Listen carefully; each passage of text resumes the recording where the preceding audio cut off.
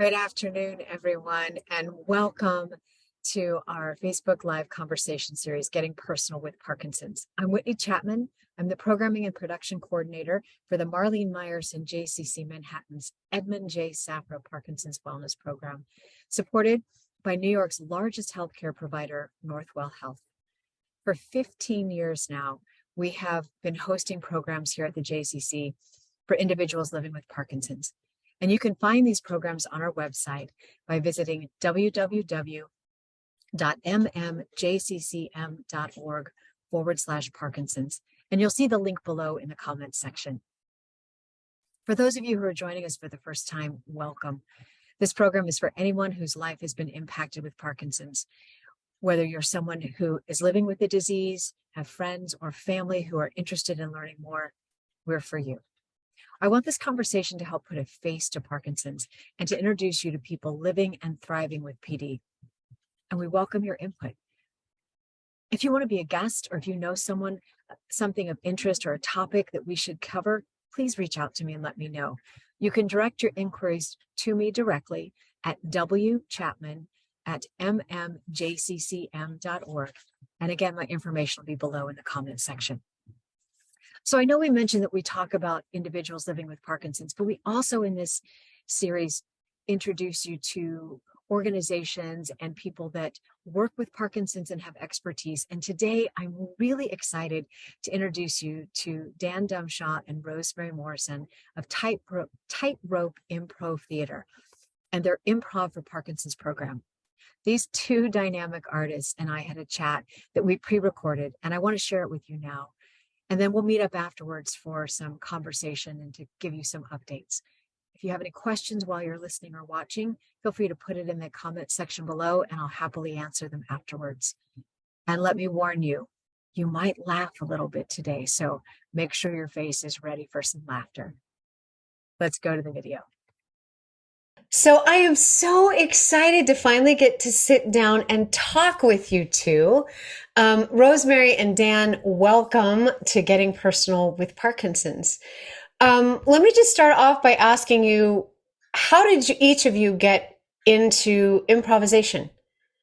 I got into improv in the 8th grade at my junior high school in Calgary. I had a teacher who did a lot of improv there locally, and she wanted to start an improv team at the school. So I was on the starting improv team, and then in junior high, we would go to the Calgary junior high school tournaments and compete with improv, and I just loved it. So I kept going. And Dan, what about you? Very similar. Mine was also an elementary school formative experience. My grade 5 and 6 teacher started a drama club. And, after many requests of starting a drama club. And I remember watching them do a scene where they were pretending to see an alien landing. And I recall it so vividly because these adults were making believe and they were working together, and I just felt that magic. And from then I chose my high school based on the drama program. I went and studied theater in university. So improv has always been there for me. And then when I moved to Vancouver, improv was something that was happening here as an independent art form. Tell us a little bit about the company you are a part of, Tightrope Improv Theater. So we started Tightrope in 2019, and we started it to create a new opportunity for folks in Vancouver to be involved in improv that was inclusive, that was at its heart inclusive and community-based. We've been at it now for 3 years, and there's 4 pillars of Tightrope. There's the shows, so you can come to our theater and see a show. There's the classes where we teach improv. There's improv for work, where we bring improv skills to the workplace. And then there's improv for wellness, which is what Rosemary and I work on together, which is where we bring improv skills to specific communities, like people who have Parkinson's. And so all of these 4 pillars enrich each other. And Tightrope, someone might come to a show and they might have someone who in their family stutters. So they refer them to our Improv for Stuttering program called the Unblockables. So and this is the real connection. I'm married to a movement disorder neurologist. So I saw what he was doing with his Parkinson's patients, and he saw what I was doing with improv. And we knew that we had to collaborate. So there was this retreat for people with PD to focus on exercise that was happening. And they caught wind of John and I and my practice in improv. And they said, could we do an improv evening at this exercise retreat? Because you know how good exercise is for people with Parkinson's. So they had this like 3-day retreat of hiking and drumming and running and calisthenics. You know, they're like, maybe we should do something social. Maybe we should do something fun. So it was a take your spouse to work day, because I got to see John give a talk on the art of medicating Parkinson's. And he got to see me work with these folks with PD and bring improv to the mix. Well, people just lit up. They connected. They were laughing. I still talk to folks who were in that workshop saying, do you remember when we did that scene and we pretended we were experts on this thing? And it was like, you know, that first improv experience, just like Rosemary and I shared, it's so impactful, right? And so from there, it was like, well, we have to continue doing this. So the theater that I was a part of at the time, we started offering improv for Parkinson's, got them down to the theater, did a showcase. Then the pandemic hit.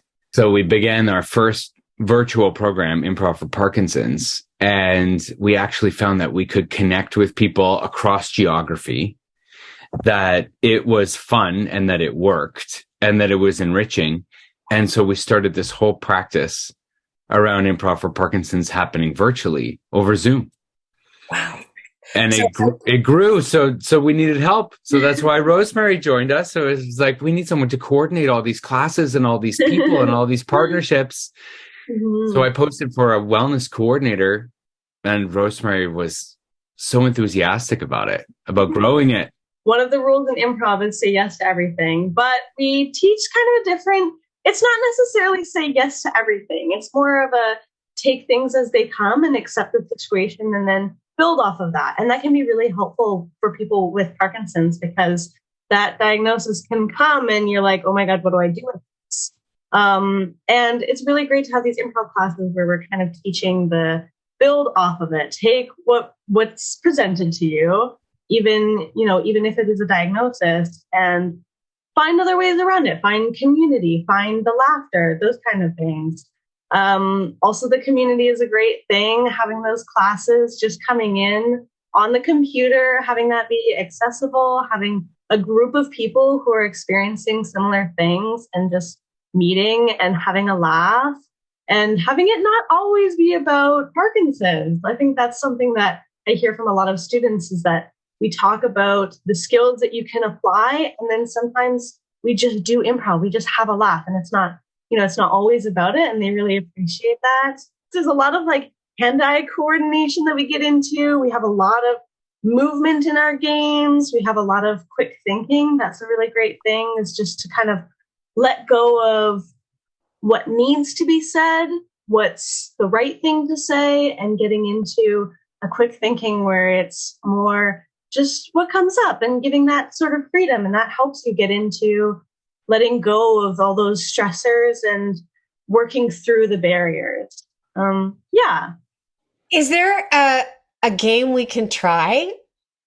Dare I say that? And I'm going to get myself in trouble. Is there something we can try right now so I can have a better understanding of what you're speaking of? Of course. Dan. Yeah, I would love to play the best friend game, where we recreate a memory, the three of us, that never happened. We're going to fabricate a memory. So with Improv for Parkinson's, it's all about this yes and in improv. And for our participants, it's around the yes is accepting sometimes your diagnosis, accepting your new life.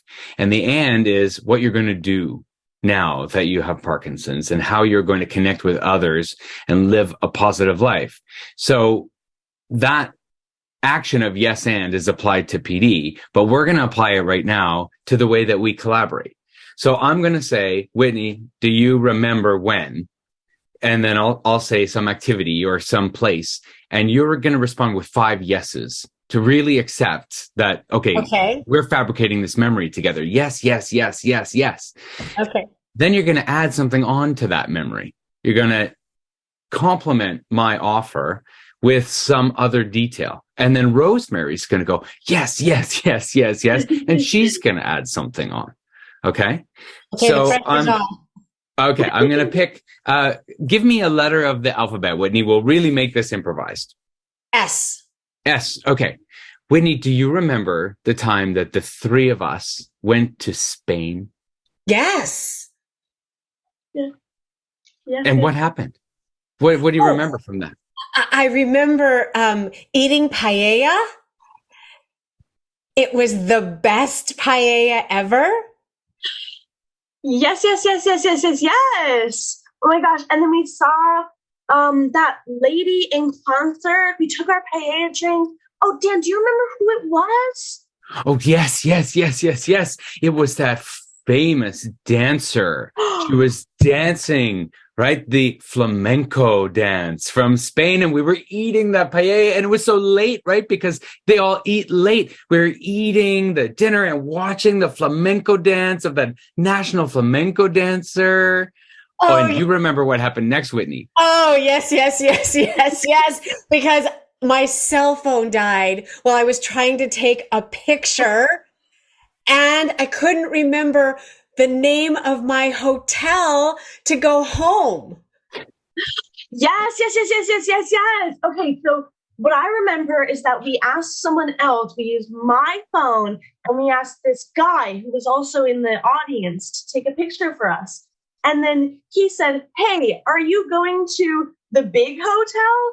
And we were like, oh my gosh, that must be the hotel. So we went with this guy who we didn't even know. He took us through the streets of Spain. We picked up a couple of stragglers who were also looking to get to the big hotel. And then, do you remember what happened next, Dan? Yes, yes, yes, yes, yes. The guy gave us his business card and said, I'm writing a book. I'm writing a book about travels. And so that author ended up being Malcolm Gladwell. And we three have been featured in a chapter about finding yourself when you travel. Okay. Oh my God. Yay. So we didn't plan that, right? But all of a sudden you have this positive feeling, like I've got this buzz right now, right? Because what we three just did was we engaged creatively and used the tools of improv, of listening, accepting, and building on what we heard to create this wonderful shared memory, right? And even though in my mind, I'm thinking of a different memory or a different possibility of what we three do in Spain, when he says paella, okay, so that's where we go. Rosemary says, this famous artist, so that's where we go. And I don't know if she was thinking flamenco dance or not, right? So then I added that. So you're constantly having to let go of control. And that practice in improv helps us in life. And it's just really fun to do with friends, to create like this. It reminds me of, like you mentioned earlier in your story about when you're a kid and make believe. I've never been to Spain, and I was thinking, oh gosh, what do I talk about? You've been to France? I was set, but Spain? I'm like, oh, what's Spanish? So that was really fun. What do the people in your classes, your students who are living with Parkinson's, what have they gained from being a part of this community? We just had our wrap-up class yesterday for the drop-in series that we're doing, and we asked people what their takeaway was. And one participant shared a takeaway that we've heard before, and it's that in this class, I forget that I have Parkinson's.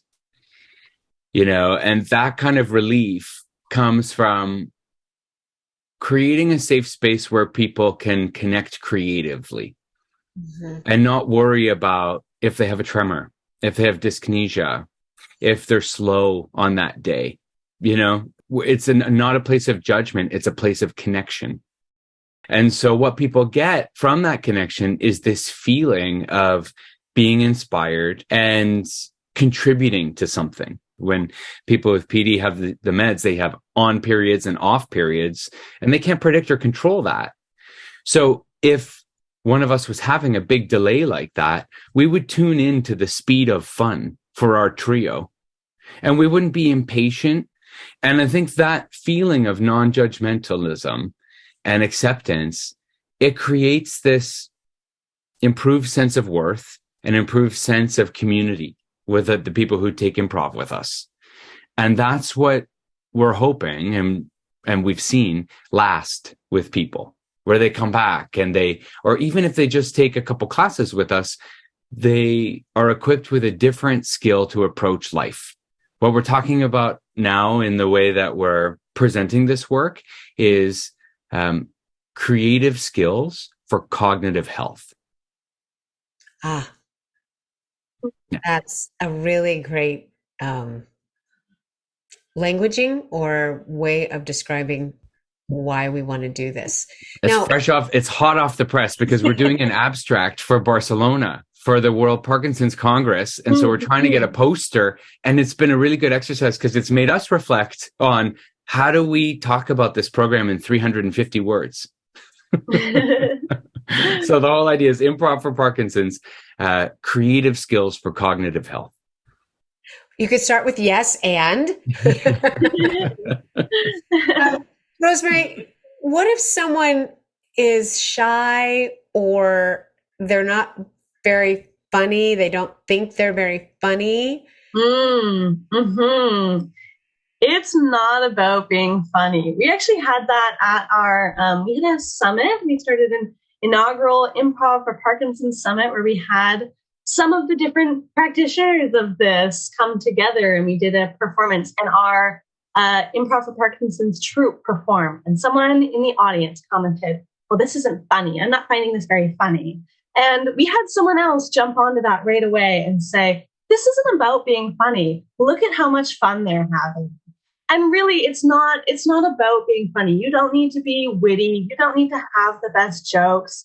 It's really about what we just did, where maybe there weren't any jokes in that story we just told, but I had a good time, and Dan looked like he had a good time, and you looked like you had a good time, Whitney. And we're instead focusing on those skills of listening and accepting what's happening and bringing an offer and jumping on what inspires each other. And maybe, if you're feeling shy in the classes, I do find that sometimes people will come in and they're not so sure. And that's why we start off with some warm-up games that are just silly. And sometimes people might just sit back and say, I'm not feeling this exercise. And that's totally fine, because you'll still be able to watch it and see the other people participate. And then maybe you'll find someone does something on screen and you're like, oh, that's drawing me in. And you'll find that where someone sees something and they're like, oh, I want to give that a try. And it kind of slowly pulls them in. But we do really want to go at the speed of fun. So, if you're not feeling it, it's totally okay to just take a step back and watch. I love that. The speed of fun. Yes. I think I should try to move my whole life at the speed of fun. Yes. Does that mean I don't have to pay my bills? Because they're not fun.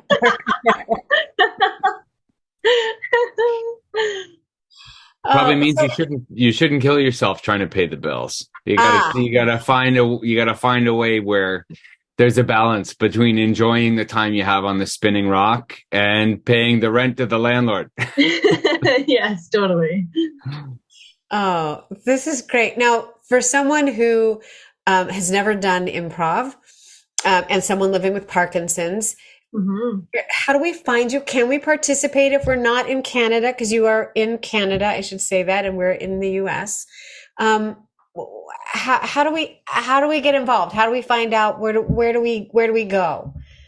Well, you can participate from anywhere because our classes are virtual. We have people from pretty much all over the world. We have people come in from all sorts of places. So to join us, if you've never done improv before, we welcome you. We want you to try it with us. We have this wonderful new series that we're trying, which is a drop-in series.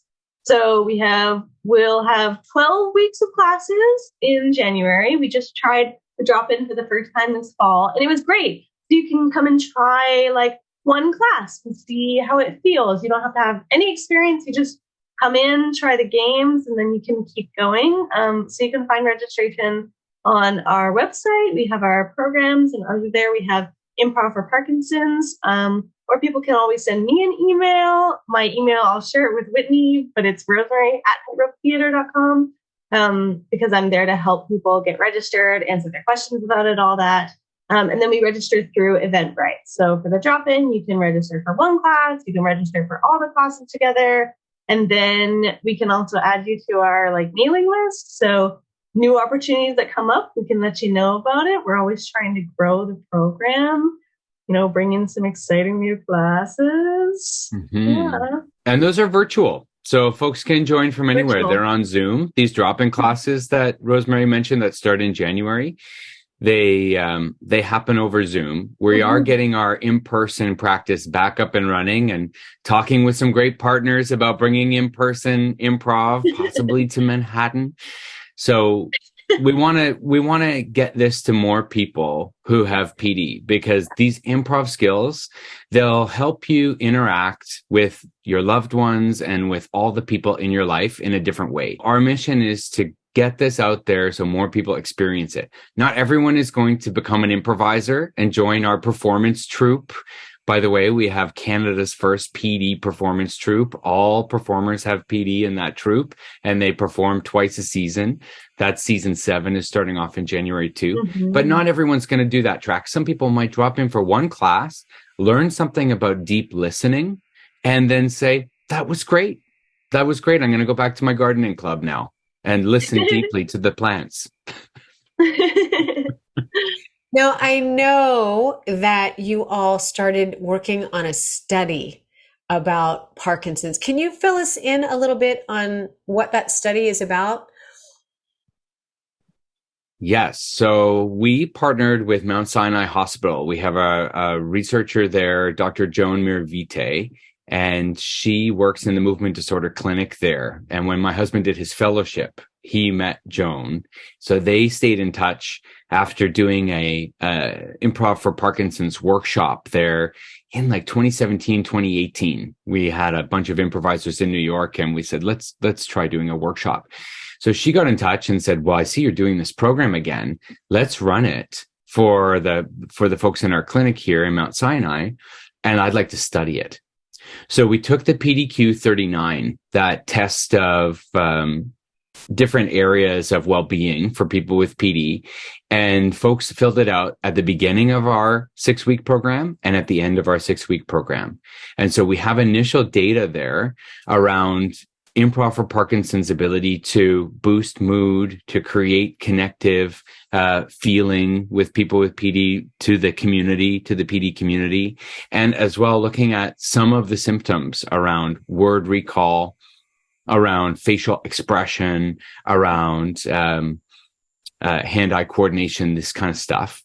So we're studying now what the effect of these classes are on participants. And so we've had this one study in partnership with the Parkinson's Foundation and Mount Sinai, and then we are seeking to gather more data. We want more folks to take this 6-week program that we're studying. So we have the drop-in where you could just try one class, but we want to study what happens when folks take the 6-week program where we go through all of these themes of improv and tie them to Parkinson's. So things like clear, strong offers, co-creation, deep listening, these kind of themes. Terrific. So we'll take all that information and we'll put it in the comment section so that people can find out more and hopefully participate. We know that in the Parkinson's world, and as with any disease or disorder, that the more opportunities we have for research, and the nice thing about participating in this kind of research is that there's no blood or needles or medications you have to take. It's just a matter of showing up on Zoom. And so that seems kind of painless. And I hope that we can encourage folks to want to participate. I feel like I've had a smile on my face. Like my face is going to hurt from this conversation today. It's such a great treat to get to chat with you.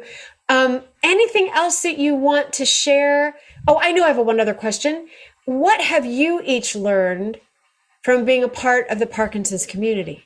How has that changed, influenced either you personally or in your own improvisation?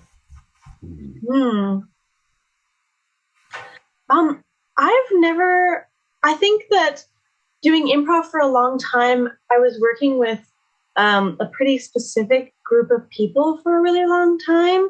And I think working with this group has just shown me like how willing others are to take it on, how nice it is to drop into a class where people have never tried improv before, seeing them take that leap for the first time and get really inspired by it, regardless of how they're feeling that day. I don't know, it's been really inspirational for me seeing folks with PD who have all different symptoms or at all different places come into the class, take that jump into doing really crazy, silly things, and seeing that smile that it just puts on everyone's faces. It's just been really great for me because I haven't seen it go out to other people, but being on like a big Zoom call with maybe, I don't know, like 30 people where we sometimes do these workshops. We've done a couple of workshops. We have a bunch of people come in and you see everybody on screen going, ah! That is just the best. That's the best. Seeing the whole screen light up with these crazy faces. It just inspires me. And it's been like, I just want to keep working with them because they put a smile on my face and they put smiles on their faces. That's great. And Dan, what about you? For me, it's twofold. One is just learning about Parkinson's disease, that it's the fastest growing neurological disease on the planet and what it looks like and how it affects people. I didn't really know that before starting to do improv for PD. I didn't really know about PD. I didn't know about what life was like for people who have Parkinson's. So that was such a huge learning for me around what is this disease, how fast it's growing and how it affects people. So just learning about PD. And then the second thing that's really impacted me in this work is patience. So learning about PD, I've learned that I need to tune into that speed of fun. And I need to wait for everyone to take a turn, not just take a pause, gulp some air and keep talking, but take a pause and wait for someone to respond. And that idea around recalibrating my speed and checking my expectations to make sure that I'm co-creating with my class, with the person that I'm speaking to, with my scene partner, that's made me a better listener and a better improviser. And I would say that's my biggest takeaway from this work around improv for Parkinson's. Wow. Those are great skills to take in life. Like, you know, I've been teaching yoga for people with Parkinson's for about 15 years. And when we started this program here at the JCC, like you, I didn't know anything about Parkinson's. I went to some medical trainings, and my students, I think, in many ways have taught me more than I feel like I've ever taught them. And it's the people I have met who have been impacted by Parkinson's are amazing, extraordinary human beings. You know, what they've done in the world, the careers that they've had or are still having, and the resiliency and the courageousness that they live with, and that how they utilize sort of what you said at the very beginning, how they've taken this diagnosis and sat with it in the way that each of them has needed to sit with it and continue to move forward and to develop their lives and to work out or to do the things that bring them joy. And I am so excited to see that improv can be one of those tools to use. And I'm going to out myself here now and tell you that a long time ago in a land far, far away, I was a theater person and I studied a bit of improv, and it was life-changing. So I am thrilled to be sort of circling back and playing with you all in this capacity. Oh, we're going to get you back into it. You're going to be an improv teacher before you know it. So, but anyway, it was lovely to get to have this time to chat with you both. Thank you for what you are doing in Canada. And I hope that we in New York can help spread that word sooner and have some opportunities here in the New York area soon. So stay tuned, everybody. Yeah. And have a great afternoon. Great. And we love to have loved ones and caregivers join as well. So if just that last piece around, if you're maybe nervous to try it, bring your partner, bring your kid, bring your caregiver. They'll usually start on the same screen as you. And then by the second or third week, they'll want to join on their own device because they want their own full turn. That's what we found. But, you know, everyone's welcome. And it's about doing what you can. You know, John says this program is all about coping, helping you cope, you know, and knowing that what you can do is okay. And what you can do is what you can do. So I'm sure you found that in yoga too, right? It's like your practice. And that's what we're really developing here. So happy to have this conversation and to have you as a partner. We're looking forward to great things. Thanks. Thank you. Hi, everyone. Well, I am hoping that your face was smiling and you are as happy and had as much fun as I did in the conversation. And I'm very excited to share with you, hot off the press, that we are partnering with Tightrope Theater to co-sponsor a weekly virtual improv for Parkinson's program, which they mentioned during the video, and we've been able to make it happen. It will be starting on January 18th at 11 a.m. Pacific time, which is where they're from, or 2 p.m. Eastern time. The registration for that class will be here on the JCC's website. It'll be up hopefully later today, and you'll find the link. You can join a drop-in class, or you can sign up for the whole series, whatever you feel like. But I'm super excited to be able to help launch that program. If you enjoyed today's conversation and I'd like to ask you a favor. At the bottom of your screen, you'll see on the Facebook logo, it says share. And if you can hit that share button to help us spread the word, not only about this conversation and the series at hand, but also the Parkinson's wellness programs at the Marlene Meyerson JCC. I'd be really grateful. If you know someone that I should be interviewing or talking to, please don't hesitate to let me know. And you can get involved in our programs by going to our website at www.mmjccm.org/Parkinson's. Fill out our intake form and we'll be in touch with you to help you get involved in our classes. In the meantime, stay well, stay healthy, and I look forward to seeing you next month. Have a great day.